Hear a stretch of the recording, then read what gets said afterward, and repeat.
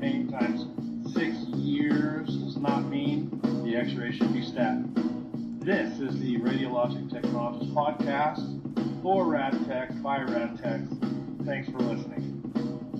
Hey, I wanted to do a quick video. I've got about 20 minutes. I know I said I'd do these on Wednesdays, but it's been a very interesting day in the radiology news. And one of my favorite channels to help promote, I'm always promoting RadTechs of all modalities doing their own YouTube channels, TikToks, Instagrams, whatever it is that floats your boat to get the word out about what we do and how we do it and what we go through and that kind of thing.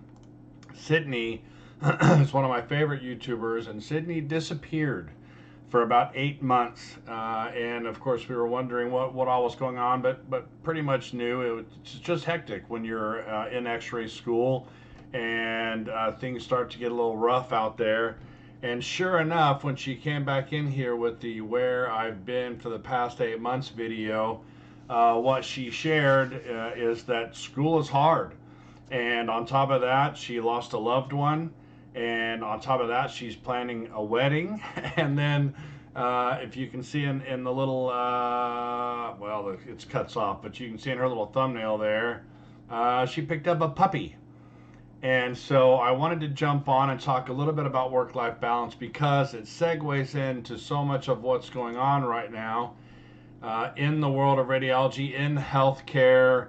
I'm going to be giving a 60-minute talk this summer in New Orleans at a conference. I have about 250 radiology administrators in the room with me, and the topic being discussed is burnout, and specifically RadTech burnout.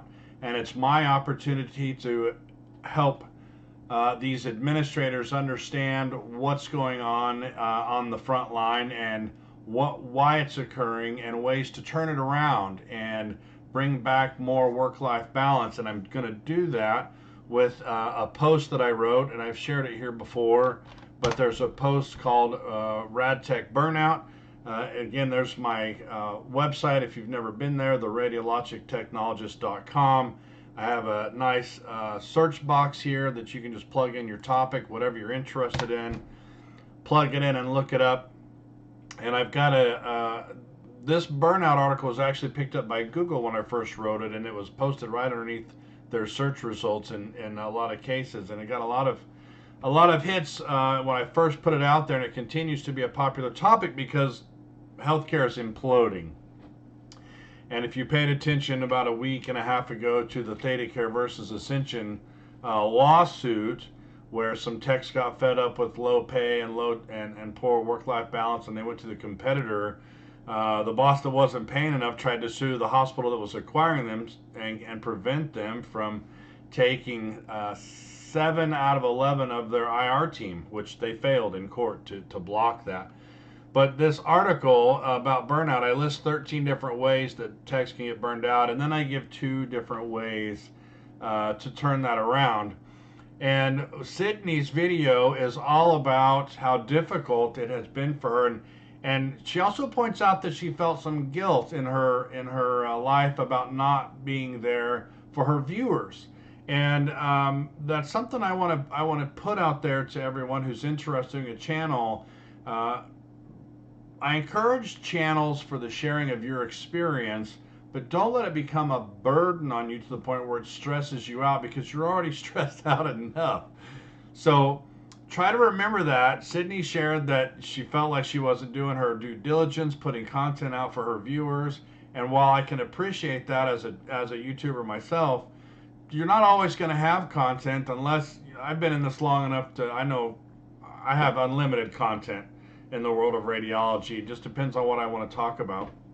But when you're a student in X-ray school, there's a lot of new things coming at you from a lot of different directions, from classwork to clinicals to interacting with your peers, interacting with radiologists, interacting with other technologists, and it's very intimidating. And so this video is about work-life balance, and part of something else I came across just today was a subreddit where somebody posted in this anti-work subreddit that they went to call off and their employer kind of gave them crap about it. And they posted it right here. After a 4-hour crying anxiety attack, they called their employer and said, I need to take a mental health day. And the boss said, well, what's your reason? And the person said, well, I need to take a mental health day. And they said, well, why? And she said, it's personal, or they said it's personal. And they said, well, that could mean you're just calling in because your iPad broke. And she said, no, I'm having an anxiety attack. And they said, well, if stress were a valid excuse to call in, nobody would ever work. And this person said, stress isn't just the same as anxiety. It's like depression. It's a disease. And their boss or whoever retorted, you can't just call in because you're sad either. How pathetic is this? I mean, the employees are what keep the wheels turning in any company. And when administration fails to put them first, the company, it's a catalyst to failure. If the company starts to see problems and their idea of fixing that is to put more pressure on the employees to do a better job or more work or more hours or more products per hour being put out there, whatever, it's going to cause suffering on the employee, which is going to exacerbate the problem. And we are seeing the fruits of that administrative theory over the past several decades coming now as techs are quitting all across the country, and there's more turning to travel gigs because you can make 2 to 3 times as much as a traveler now as a full-time employee. And so this Reddit post mixed with Sydney's stressing out just made me want to get on and say, look, life's hard enough as it is. And in Sydney's case, I gently recommended try not to take on anything more in your life that can cause stress, because in the middle of Xray school, and she's a senior, second year, and having a loved one pass on, those are 2 major life events. In the middle of that, she decided to get married, which, you know, I wouldn't say put that off as far as the idea. But could you say, let's get married after I graduate? You can. Now, again, that's up to you, but that's a major life stressor. Having had 6 daughters myself, I can tell you that planning one wedding, let alone I had 3 this past summer, having weddings to plan is a major stressor. Even, I mean, my wife handles most of it. Like when I got married eons ago, my wife handled almost all of it, and it was still stressful on me, just what little parts I had to play. But try to minimize all these stressful things in your life if you can. Like taking on a new pet is, you got to ask yourself, is now the best time to take on a huge responsibility like that? So let me see if I can recall some of the major life stressors that can happen to you that can send you into a dirt dive, a nosedive, toot sweet, right? There's changing a job, major life stressor, or losing a job, the loss of a loved one. Hey sis, welcome aboard. The loss of a loved one, divorce or marital issues. There's like 5 or 6 major life stressors that if you start to be unlucky enough to stack those up on top of each other, it's going to be really hard to hold on to the reins of whatever wagon you're trying to drive or whatever horse you're trying to ride. So it's hard when you're in the moment. It's hard when you're, when you're in school and you meet the person of your dreams and you want to get married, and then it's hard to separate all that out because you're right in the middle of it. It's seeing the forest through the trees, right? But what I'm trying to say is be careful how much load you put on your shoulders, because any one of these things, school, marriage, pet, a divorce, new job, relocating to a new place to live, just moving houses even in the same town, all these things are huge stressors all by themselves. And if you start compounding them on top of each other, you run the risk of kind of messing everything else up, because you can't keep track of everything. You can't mentally focus on everything. Don't spread yourself too thin. And when it comes to asking for days off because you need them, you just flat out take them. You don't let your boss tell you that you can't have them. You deserve work-life balance. The work will always be there, whether you're there or not. Don't ever think that you're.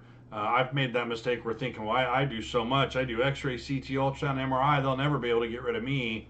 Yeah, they can. I have been terminated from 2 jobs where I was a quad modality. Well, one was quad modality, one was administration. And just when you think you're the top of your game and they can't live without you, they'll turn around and you get some new boss that doesn't know you from Adam, or you get some. I had a senior administrator 2 levels above me that was an MBA that knew nothing about radiology at all. They weren't even a healthcare, how would I put it, a licensed healthcare worker. They weren't a nurse, they weren't a therapist.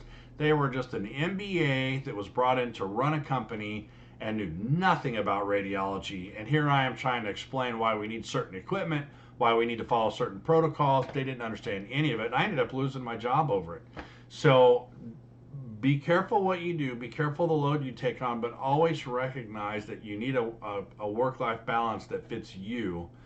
And if you need to, go read my burnout article, look at the 13 different causes, see if you can relate to some of them. And at the very end of it is a little section to how can you tell if you're getting burned out. Are you experiencing exhaustion? Are you having health issues? Do you have a lack of motivation? Are you having a problem focusing? Do you find yourself having a negative attitude when you go to work? These are all things that could be a sign that you're burning out. And then I list ways to reduce the stress in your environment, about how your well-being comes first and you need to have an active social life. Physical exercise is a requirement. Take the time to relax, whatever is relaxing for you. Improve your sleep the best you can. I'm even going to try a CPAP here probably next week. I've always said, no way. I'm never doing one of those things. I never even would take a sleep study, you know. I thought that machine looks so cumbersome and there's no way you can get any sleep with that thing on. But the more I think about all the stressors in my life, one thing that I recognize for sure is that I can't refute the fact that the more oxygen your brain gets, the better you feel. And I may not be able to increase the hours that I sleep. I may not be able to go to bed earlier. I can't sleep in longer. I got work. I got things to do. But one thing I can do is increase the quality of the sleep that I get, and maybe this CPAP machine is a way to do that. So I'm willing to try it. I got one, I think next Wednesday I'm picking up. I'm going to try it out. It's probably going to be weird, uncomfortable, but if there's one thing I've learned about myself, it's that at some point when I'm tired enough, I can sleep through anything. So find what works for you on improving your work-life balance and employ it and put it into practice and start to do it and stand up for yourself and take the time off that you need. My oldest daughter Victoria is on right now. She very grateful. She comes to join me on these live streams whenever she can.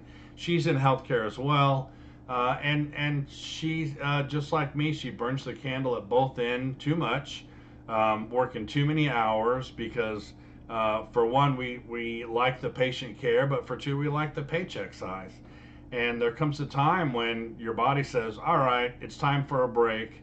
And when you're an over producer in your job, when you finally do tell your boss, okay, I need a break, they're like, well, what's wrong? You're usually, this high output type A alpha employee. You're not going somewhere else, are you? Did you take another job? Why aren't you committed enough to keep doing what you've always done? Hey, it's not about commitment. It's about, I gave you 120% for a long time, and now it's time for me to take a little bit of break and get back on my own balance. Latif, I'm definitely struggling finding a balance. It's much harder than I thought. It's affecting my school because work has been so busy. Sister, I know because I was there, and I just posted that in the Facebook group. If you're not a member of the Facebook group, you should go join. It's a Radiologic Technologist Facebook group. There's over 4,000 of us in there, and we're helping each other out all the time, answering questions for people all the time. But I just posted, can I or should I work full-time while I'm in X-ray school? The schools always advise against it because they know that detracts from our ability to study, and they want to be able to boast about how good our students do on their finals and on their board exams. And it definitely takes away our time from studying if we have to work. But the reality is we have bills to pay, we have families to support.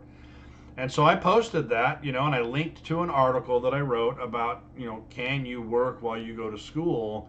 And I kind of talk about the pros and cons. And I have another article, I think about 11 different ways you can pay for Xray school. There's a lot of options out there that you don't necessarily have to work full time if you read that article. But, sure enough, here's Jim, who's one of our best members, constantly chiming in and giving his experience, saying you should just work part-time because you need to study and relax. That's a veteran in the field telling you better work in some relaxed time, because if you just burn the candle at both ends, you're going to burn out completely, and then you're going to crash and burn. And we don't want you to get to that point. We want you to learn how to see the signs coming that you're overworking yourself, because your boss will love it. And they'll give you kudos, and they may even give you little coffee coupons or things like that. They're going to love it, because the more productivity they get out of us, the better they look. But you got to be careful. And this came up in another debate on another post in Facebook on our group, where some people at an ortho clinic said, I'm an X-ray tech in an ortho clinic, and I put casts on, and I do blood pressures, and I help back office and do MA work.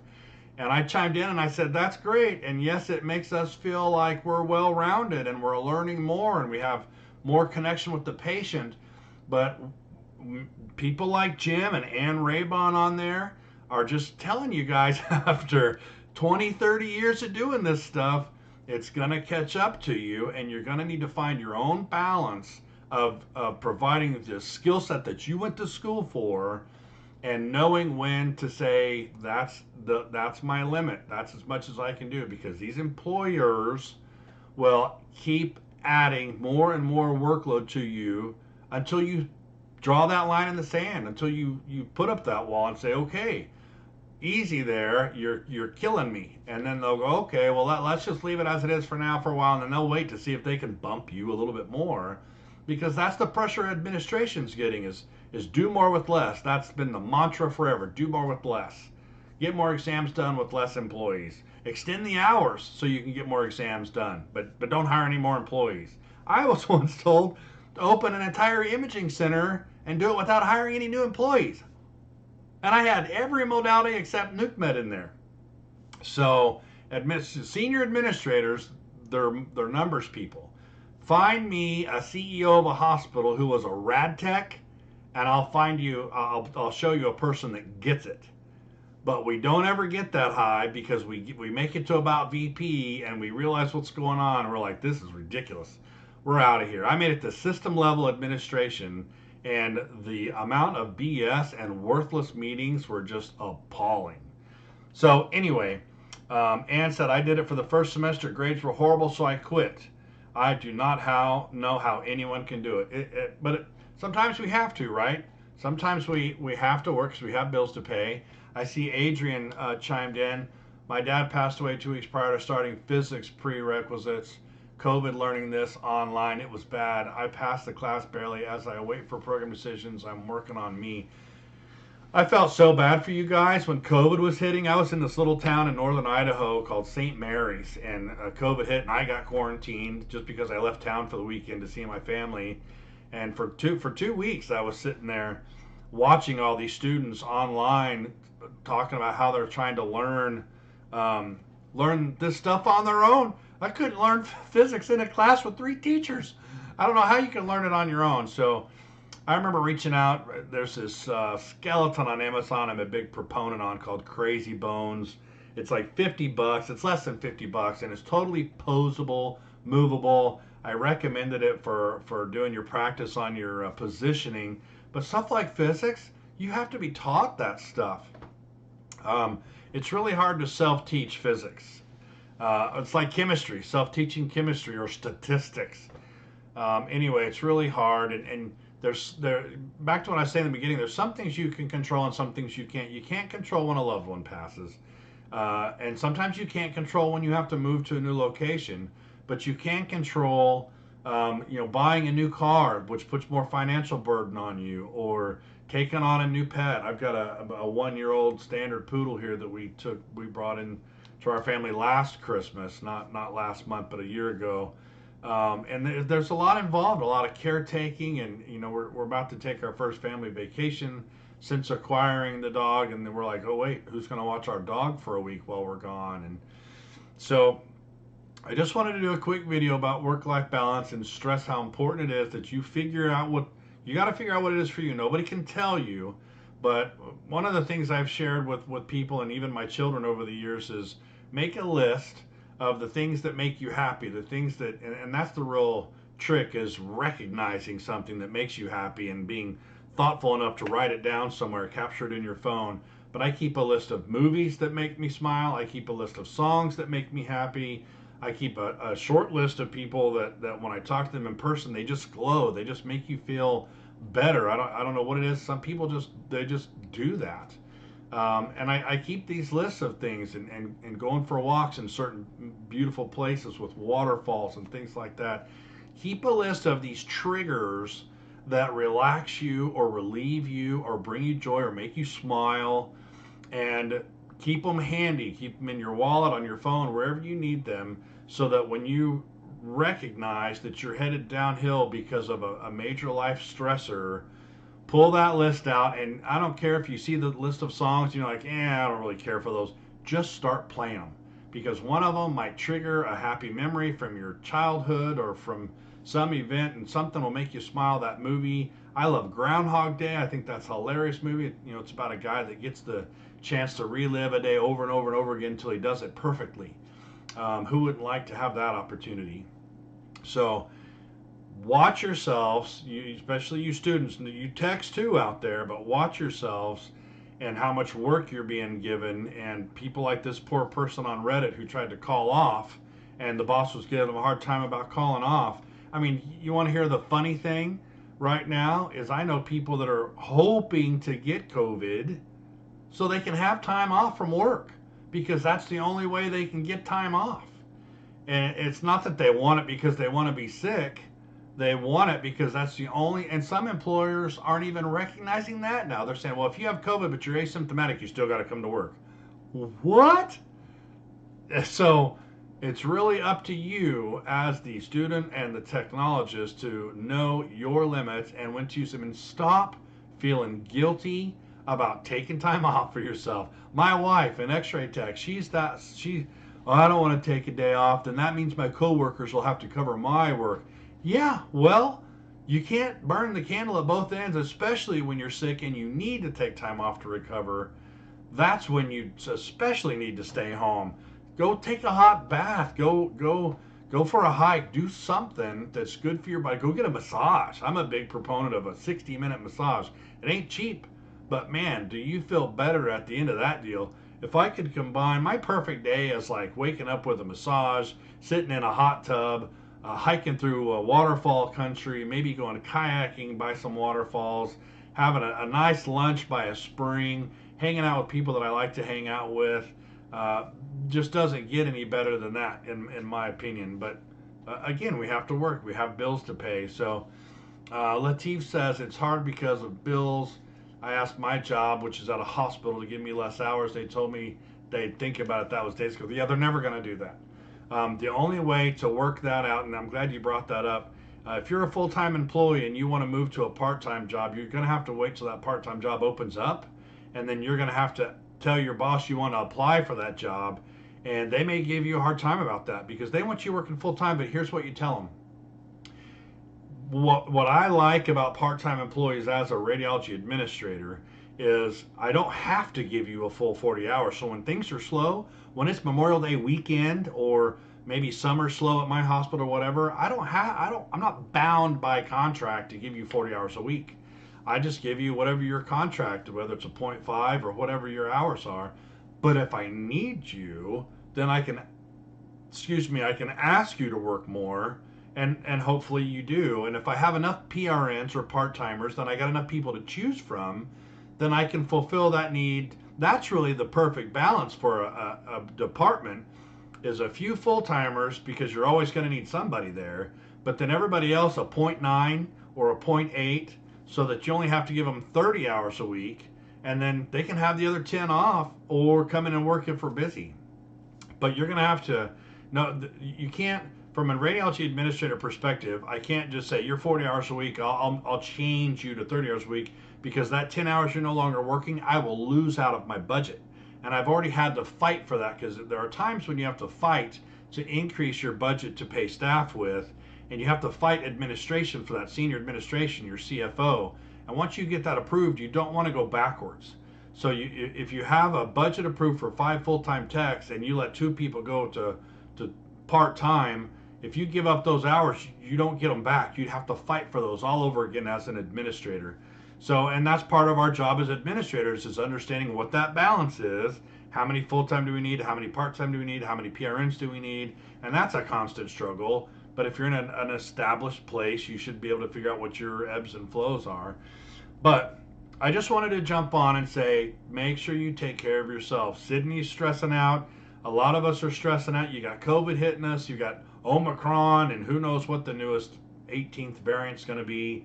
4th booster, 18th booster. All these companies that let techs go because they didn't get the vaccine, and now they're freaking out because they don't have enough techs. I also came across another, and I shared it in the Facebook group. There's a high school that actually got together with the local community college, and they started an Xray program for high school students.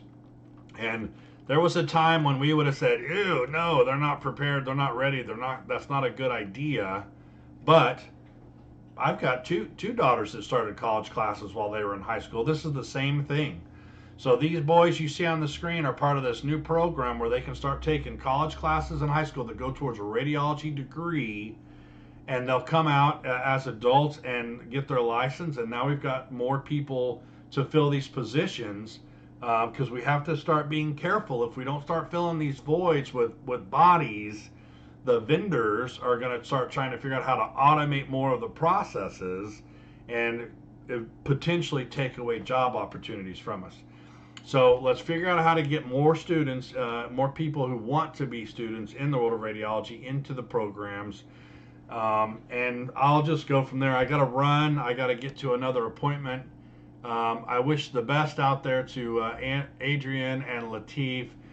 Thanks everybody for stopping by. Sis, thanks for coming. And I'll just leave you with that. There's the Facebook group that you should be a part of if you're not already. Stop by and say hi to Sydney. Here's her channel. I will throw it in the comments section. Go say hi. See what she's gone through. She documented everything up till her 4th semester, I believe, for RadTech school. Show her some love. Stop by the RadTech group. And I'm going to take off. I'll see you guys later. Have a great weekend. I just realized everybody is here to party. Greetings and welcome, fellow barium-inimists, fluoroscopists, and cross-table lateralists. I am your host, and I am not a radiology technician. Nope, I'm a technologist, and I've been in this field long enough to know that just because you came into my emergency room at 2 a.m. with a chronic back pain times 6 years does not mean the X-ray should be stacked. This is the Radiologic Technologist podcast for RadTech by RadTech. Thanks for listening.